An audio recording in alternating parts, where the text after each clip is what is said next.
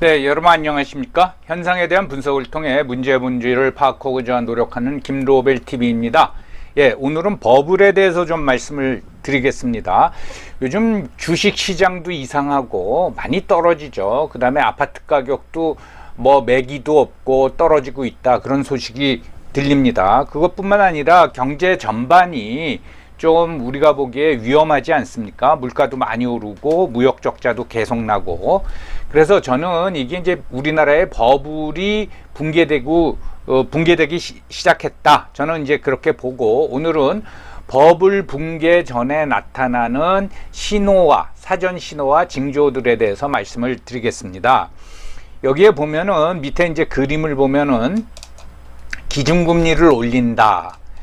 뭐 우리은행 직원이 10년 동안 600억 원을 횡령했다, 그랬다 들켰다. 그 다음에 이상한 범죄, 끔찍한 범죄가 발생한다. 그러면 이게 별개의 사안 같지만은 이거를 이 세 가지를 연결해서 생각하는 어떤 종합적 사고가 필요한 것 같습니다. 오늘 말씀을 듣고 제가 감히 말씀드리자면 어떤 경제 전문가나 재테크 전문가의 말보다도 유익하다, 그렇게 생각하시면 되겠습니다. 먼저 버블이다, 버블 또는 버블 경제다 하면은 버블 이코노미라는 그 영어는 없고 이코노믹 버블이죠. 그러니까 경제에 버블이 끼었다 또는 거품이 끼었다, 우리가 그렇게 이해하면 될 것 같습니다. 이걸 뭐 학문적으로 어떻게 규정을 하느냐, 정의를 내리느냐, 그걸 떠나서 일반적으로 우리가 얘기를 하자면 실물 경제 수준에 비해서 자산 시장이 과도하게 평가 절상되어 있는 상태입니다. 그러니까 실제 가치보다는 과대 포장이 돼버린 거죠. 그 부분을 이제 우리가 버블이라고 하겠습니다. 가장 대표적인 게 어떤 주식, 또 부동산, 또 최근에는 이제 비트코인을 비롯한 가상화폐, 이렇게 되겠죠. 주식은 6월 들어서 굉장히 많이 떨어졌습니다. 우리나라뿐만 아니라 미국도 떨어졌고, 여러분 지난번에도 말씀드렸지만은 삼성 그 10만 전자 가자 하던 삼성전자가 지금 5만 원대로 떨어져 버렸죠. 그리고 가장 대표적인 가상화폐인 비트코인은 10만 불 넘어갈 때가 있었는데 지금 2만 불 밑으로 19,000불로 떨어졌습니다. 비트코인이야말로 유동성에 힘입어 가치가 올라간 거죠. 그러니까 유동성이 줄어드니까 가격이 이제 폭락한다, 그렇게 볼 수가 있겠습니다. 그래서 가장 대표적인 유동성 수혜 자산이 비트코인이다. 저는 이제 그렇게 봅니다.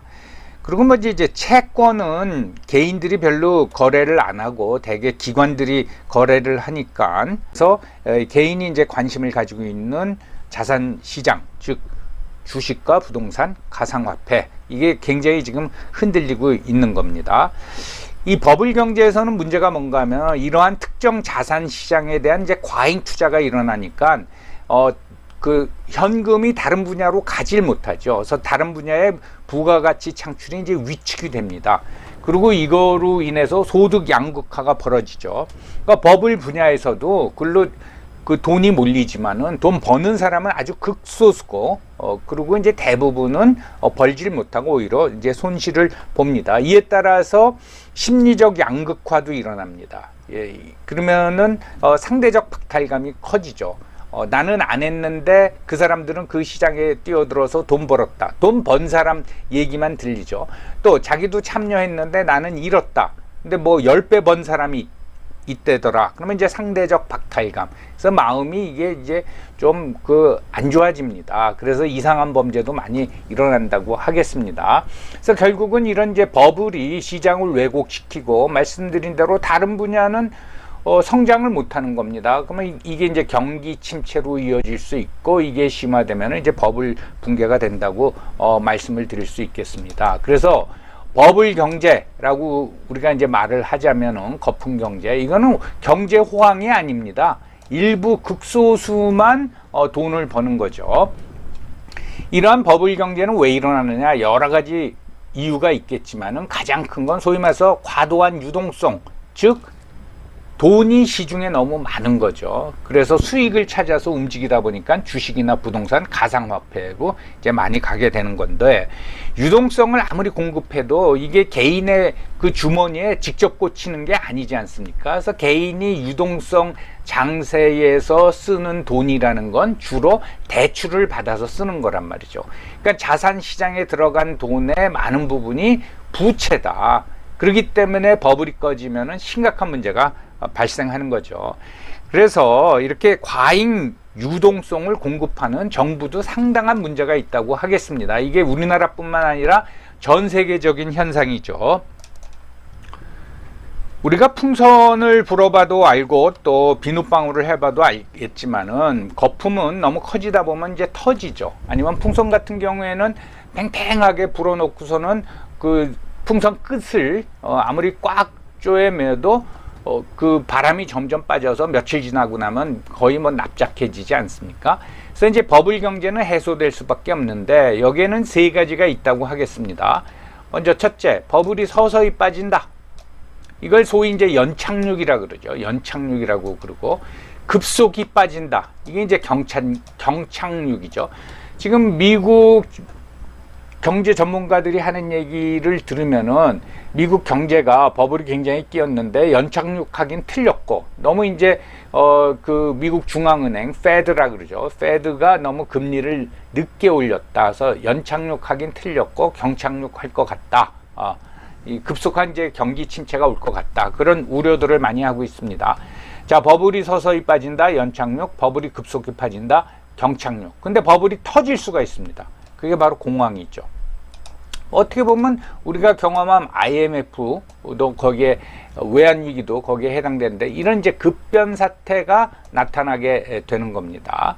이 과정에서 보면은 버블이 이제 빠지거나 서서히 빠지던 급속히 빠지던, 주식을 기준으로 보면 첫 번째 폭락이 일어납니다. 그러면 이제 약간 이제 공포가 들죠. 근데 또 급상승을 해요. 이때 또 야 이제 오르나 보다 하고 시장에 참여하면 또 2차 폭락이 일어납니다.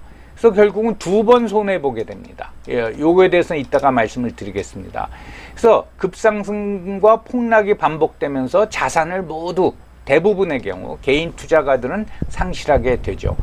올해 보니까 한 20% 정도, 특히 주식 시장에서 그 올해 초를 기준으로 6월 말까지 전반기 동안에 보니까 개인 투자가들은 한 20% 손실을 받는데, 그렇다고 외국인하고 기관 투자가도 이익을 받나? 그렇지 않고 개인보다는 적지만 많은 손실을 보고 있습니다. 결국은 버블이란 건 뭐냐? 미래의 가치를 미리 땡겨 쓴 거죠. 그래서 이건 꼭 갚아야 됩니다. 그래서 우리가 못 갚으면 어떻게 되냐? 우리 자식 또는 우리 다음 세대가 갚아야 되는 거죠. 거품은 이제 빠질 수밖에 없다. 그래서 거품이 붕괴된다, 이런 용어는 성립될 수가 없죠.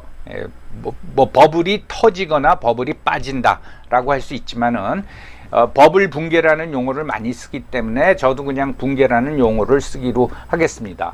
버블이 붕괴되기 전에는 반드시 사전 경고음이 들리고 전조 현상이 보입니다. 이걸 보고 우리가 자산 시장에서 빠져나와야 되는 거죠. 근데 그렇지 못하다 보면은 많은 손실을 본다 이겁니다. 먼저 어떤 현상이 일어나느냐?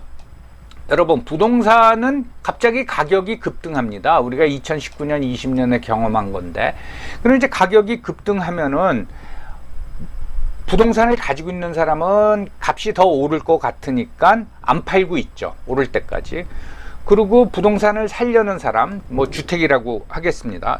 이거 너무 올라서 사질 못합니다. 그럼 이제 매물이 급감하게 되는 거죠. 그러다가 우리가 알고 있는 뭐 역전세, 깡통전세가 발생하면 부동산 시장이 이제 추락하기 시작하는구나 라고 우리가 감을 잡을 수가 있는데, 이게 2021년 가을이 되면 벌써 이런 현상이 나타나기 시작했습니다. 근데 그때 뭐 영끌에서 집사라고 언론을 비롯해서 난리를 쳤죠. 그래서 그때 과도하게 대출을 받아가지고 집 산 젊은이들 참 큰일 났습니다. 주식 시장은 급등하고 급락을 계속하죠. 그러면서 또 하나 나타나는 게 슬슬 야 이거 좀 이상하다 하고 거래자들이 줄어듭니다. 이게 이제 거래 대금의 감소로 나타나는데 여러분 요 왼쪽에 있는 표를 한번 보십시오. 이게 2020년 1월서부터 2022년 2월까지의 거래 대금입니다. 월별로 보면은 2020년 1월에 거래 대금이 여기입니다. 12조 원이었습니다. 12조 원. 그런데 이 거래 대금이 2021년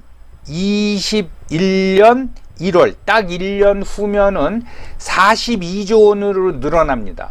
그러면 1년 사이에 거래 대금이 거의 3.5배가 늘었으면 이건 과열이라고 해야겠죠. 과열이라고 하겠죠. 이 추세선을 보면은. 그런데 그걸 정점으로 해서 점점 줄어들죠. 줄어들다가 조금 늘다가 하다가 여기서 또 줄어듭니다. 2개월 연속 줄어들죠. 그러면 이때 벌써 여기서 이제 이 추세선이 보이지 않습니까? 거의 뭐 한 9개월의 시간이 있었는데 그러면 이때 감을 잡았어야죠. 아, 이 주식 시장이 위축되기 시작하는구나. 이상하다. 그러면 그때 팔았어야 되는 겁니다. 그래서 지금은 2022년 2월 말을 기준으로 하면 이제 19조 여기입니다. 20조인데 6월 말 기준으로 하면은 7조에서 8조 사이입니다.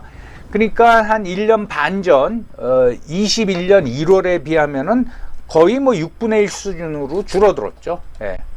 뭐 추세선을 그으면 여기 안 나와 있지만 이렇게 줄어든 겁니다.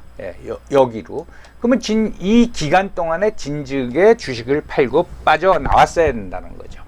그럼에도 불구하고 아직도 그 뭐 주식 전문가들, 재테크 전문가들은 경제 TV나 유튜브를 통해서 뭐 중국 시장이 좋다, 하락할 만큼 하락했다, 이제 반등만 있다 하면서 계속 주식을 사라고 그러죠.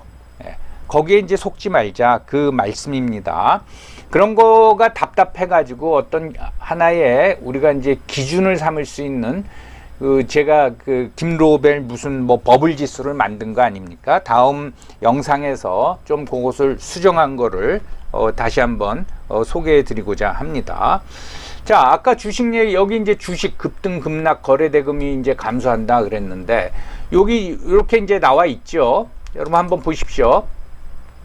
자, 이렇게 떨어집니다. 그러다 이제 오르죠. 오르면은 요 떨어질 때쯤에 이제 바닥이다. 그러면서 주식 사라 그러죠. 그러면 그때는 못 사죠. 요쯤에서 사겠죠. 요쯤에서 삽니다. 그러면 계속 올라요. 와, 오르는구나. 근데 좀 떨어져요. 그래도 못 팔죠. 팔지를 못하죠. 그리고 더 떨어지면 억울한 생각이 드니까 소위 말해서 물타기를 하죠. 이제 돈은 없습니다. 대출을 끌어다가 물타기를 해버립니다. 요 시점에서 물타기를 하면은 추가로 이제 손실 보고 있는 가운데 추가로 돈을 더 넣은 거죠. 그러면 또 올라요. 야, 다행이다. 한데 또 떨어집니다. 그러니까 여기서 한번 손해보고 여기서 이제 손해보다가 자, 어떤 사람은 여기서 또 물타기를 해요. 그런데 또 올라. 야, 다행이다. 그런데 또 꺾여. 그러면서 팍 떨어져 버리는 겁니다. 그래서 한 10% 20% 손실로 끝나지 않고 잘못하면 50% 이상의 손실을 보는 거죠. 그러려면 어떻게 해야 되느냐? 이 추세선을 봐야 된다는 겁니다. 여러분 다시 말씀드리지만은 세상에 1년 사이에 거래 대금이 그 3.5배가 늘었다. 그러면 이거는 과열이죠. 거품이 낀 거죠. 그 다음에 거래 대금이 줄어들기 시작했다. 그럼 빠져나와야 하는 겁니다. 그래서 불과 1년 반 사이에 거래 대금이 42조 원에서 뭐 8조 또는 7조로 줄어들었단 말입니다. 주식 그 지수는 20% 정도 빠졌고요. 자산 시장은 이제 그런 모습을 보이는데 이제 과열된 거를 우리보다도 전문가들이 모여 있는 금융 당국, 특히 한국은행, 우리나라로 치면은 이 제일 잘 알죠. 그러니까 금리 인상을 하려고 그럽니다. 뭡니까? 그러니까 유동성 공급을 이제 줄이려고 그러고 대출도 규제하기 시작하는 거죠. 그러니까 그 전에 저금리에서 대출을 받았던 사람들은 원리금 상환에 엄청난 부담을 느끼게 되는 겁니다. 그러면서 물가가 상승합니다. 여기서 끝나지 않고 사회적으로 어떤 그 병리적인 현상이 겉으로 드러나기 시작하죠. 뭐냐? 여기서 이제 예를 들었지만은, 예를 들면은 장부 부풀려 70억 꿀꺽, 이게 금융기관 직원이 이렇게 하는 거죠. 그래서 그 횡령액으로 코인 외제차를 뭐 구입했다. 그런데 여러분들 횡령 사고를 보면은 이게 오랫동안 이제 지속하면서 한꺼번에 70억 빼는 경우는 없습니다. 조금씩 빼죠. 들키지 않게. 그랬다 어디다 투자해가지고 좀 남으면은 집어였고 또 다시 빼고 또 집어였고 이제 그걸 반복하기 때문에 장기간 동안 횡령이 안 들키는 겁니다. 그러면 이 시점에 왜 이게 뻥 하고 터지느냐 하면은 투자했다가 물린 거죠. 그러니까 못 집어넣는 거예요. 그러면 이제 걸리는 거죠. 이런 일이 금융기관에 어떤 횡령사고가 계속 발생할 겁니다. 이게 벌써 버블이 끼었다라는 거예요. 그 다음에 이런 일, 무슨 뭐 조유나 양 가족, 이 뭐 지금 무슨 뭐 가상화폐에 투자했다가 실패한 거 아니냐, 뭐 여러 가지 추론이 나오지 않습니까? 그리고 또 부인 진료를 늦게 해줬다면서 남편이 응급실에다가 인화물질을 뿌린 다음에 이렇게 불을 지른다던가, 파출소에서 범칙금 부과했다고 화가 난다고 50대 남성이 와가지고서는 불을 지르려고 한다던가, 이런 일이 빈번히 일어납니다.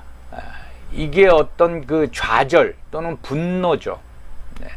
이런 범죄가 일어나는 겁니다. 그러면 이게 심리가 집단적으로 굉장히 피폐됐구나. 이게 버블하고 상당히 관련이 있습니다. 그러니까 양극화되고 전반적으로 경기는 안 좋으니까 미래에 대한 불안이 생기고, 그러니까 이런 현상이 나타난다라는 거죠. 여러분들 이런 거를 종합적으로 따져보면은 이게 뭔가 문제가 많구나, 이게 버블하고도 관련이 있구나. 그리고 최근에는 그 영끌해 가지고 집 샀다가 맞벌이 부부가 아무리 자기 소득, 두 사람의 소득의 70%를 원리금 상환에 갚아도 이자가 더 오를 것 같으니까 뭐 지금 이혼하는 사례가 많이 나타나고 그러지 않습니까? 그런 것까지도 다 고려해서 우리가 전체적인 상황을 판단해야 된다, 그 말씀을 드리는 겁니다. 여러분, 다시 말씀드리지만은 버블이라는 건 미래의 부를 땡겨온 겁니다. 그러니까 이건 갚아야 되는 거고, 우리가 못 갚으면은 다음 세대가 갚아야 된다 이 말이죠. 근데 지난 30년 동안 우리나라는 물론이고 전 세계의 버블이 굉장히 이제 팽창을 했습니다. 더 이상 버틸 수 없는 지경에 이른 거죠. 그 과정에서 극소수만 이익을 보고 대다수는 손실과 피해를 봤습니다.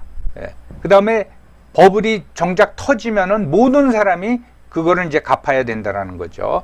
이러한 현상은 사람들의 과도한 욕심 때문에 벌어지는 거죠. 여러분, 제가 말씀드리는 거는 돈을 벌지 말자는 얘기가 아닙니다. 욕심이 과하면은 경고 신호와 불길한 징조를 무시하고 몰빵을 치게 된다는 거죠. 그러다가 큰 손실을 볼 위험성이 크다는 얘기입니다. 실질적으로 손실 본 사람들이 굉장히 많습니다.